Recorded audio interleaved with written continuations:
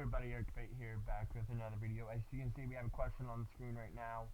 I want your thoughts in the comments. This is going to work a lot like an aviation what if. Actually, I'm just going to completely rename the aviation what if to hypothetical aviation um, situations. Hypothetical. So, like, everything I'm going to say in this video, besides, like at the end of the video when I answer the question, it's only going to be hypothetical. Now, there is actually going to be facts about the attack on Pan Am 103. I also include another bombing that's kind of similar to Pan Am 103. Now, it's only similar to Pan Am 103 because of one thing, and we'll get into that one thing later on this video. Let's go ahead and start us off. So, about 2 months before the attack of Pan Am 103, a month and a half, on October 26, 1988, German police were following a group of suspected terrorists for weeks around this point. This day, they will make the move. They ended up arresting 2 people that were a part of this group. I couldn't remember the name of the group. I will also put a link to the air disasters in the description below. Also, all my sources I used for this video will also be in the description below. The police searched the car in question and found radios. Now, innocent enough, but we'll get to the radios thing in just a minute. They also raided apartments used by the 2 men. They found an arsenal of weapons in the apartment, fake passports, and a bunch of other things. I just decided just to write down arsenal of weapons. And inside the radios were found explosives. Now, the timer that was used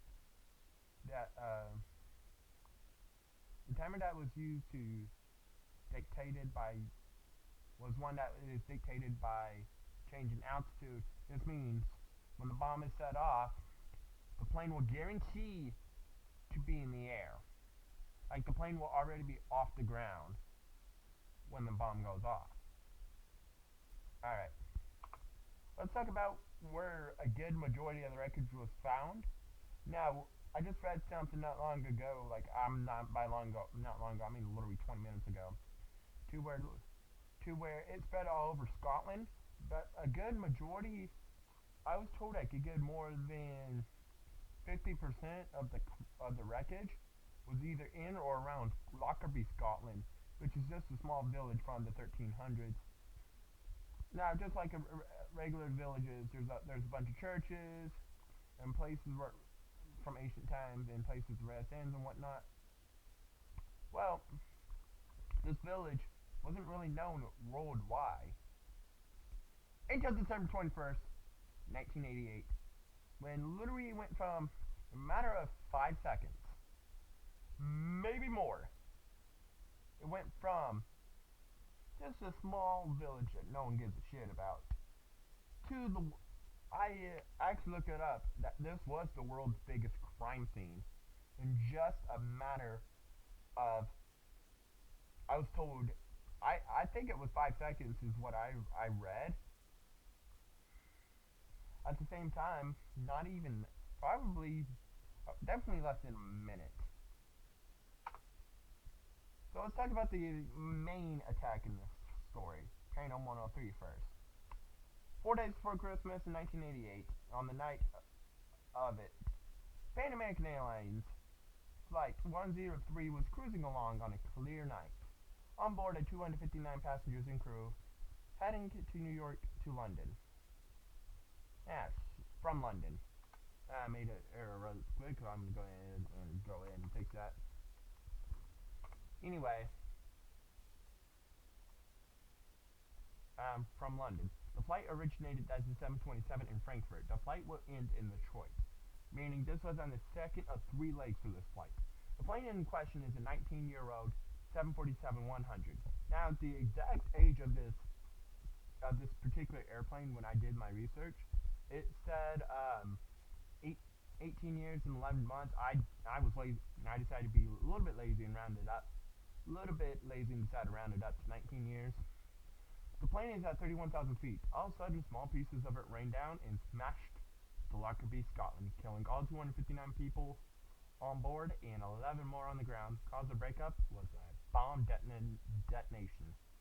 This is the crater where my cursor is. If you look, this is where the crater was on the night of the crash. I can bet you that crater is probably still there today. Won't surprise me if they filled it up. It also won't surprise me if it's still there today. And to me, though, where my cursor is now, this is probably the most famous picture taken from after the Flight 103 crash. Now, just 3.5 years prior, on June 23rd of 1985, Air India 182 was on the way from Montreal, Canada to Saura, India. It was stopped at London Heathrow and Palomal International in Delhi. During the Montreal to London leg, when a bomb was exploded and brought it down, killing all 329. The original investigation was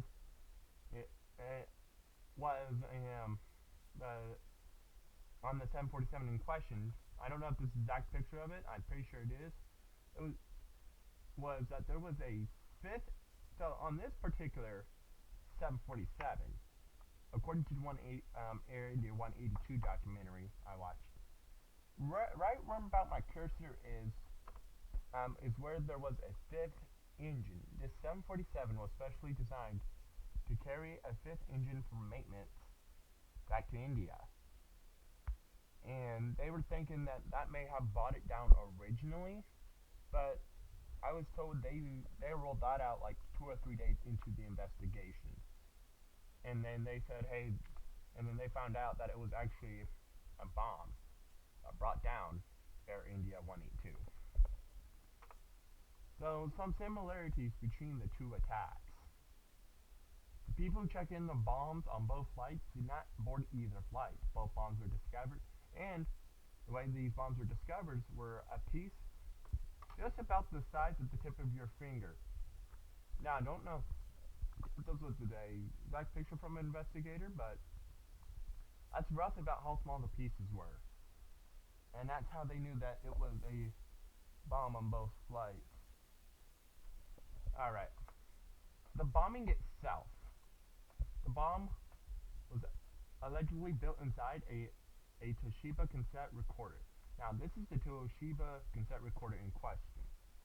Okay, there's the explosive right there, where my cursor is. There's the detonator is about right there. The timer's right there. Battery's right there, and then the cassette itself. The explosive was detonated in the cargo hold of the 747 at an altitude of more than 31,000 feet. The blast ripped through the aircraft in countless pieces that scattered around 840 square miles, nearly the entire width of Scotland. And this is where the bomb was in. Usually on long haul flights back in the 80s is they will put your suitcases in a container like this. And as I forgot to mention, clothes were also surrounding the bomb to make it look innocent enough for a bomb to get sneaked on to a plane. Now, could the bombing been prevented? To me, I think it would have. There's so much things that happened before the bombing, before the day of the flight, that I think changes should have been made when that happened. Like, for example, so I'm going to read what I wrote here. To me, the bombing would have been prevented. The reason being is that Air India 182 had a passenger that did not board the plane. Now, before the Flight 182 bombing, another bomb, also destined for an Air India flight,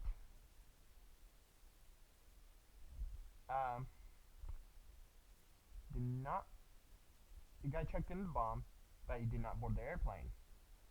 That's the same thing as Flight 103, like we discussed earlier. The guy who checked in the bomb for 103 did not board the aircraft. The guy who checked in the bomb for 182, his brother checked in the bomb for the flight that was going from Vancouver to, or was it Montreal, to Narita, and then the bag was going to connect at Narita to go to Delhi. He also did not board the plane. So,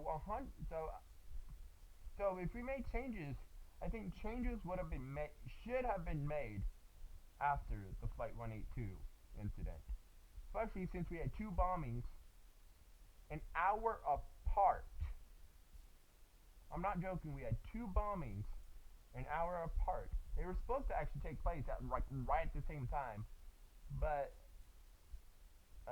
the guys who built both bombs miscalculated the time for Tokyo and did not realize that not Tokyo.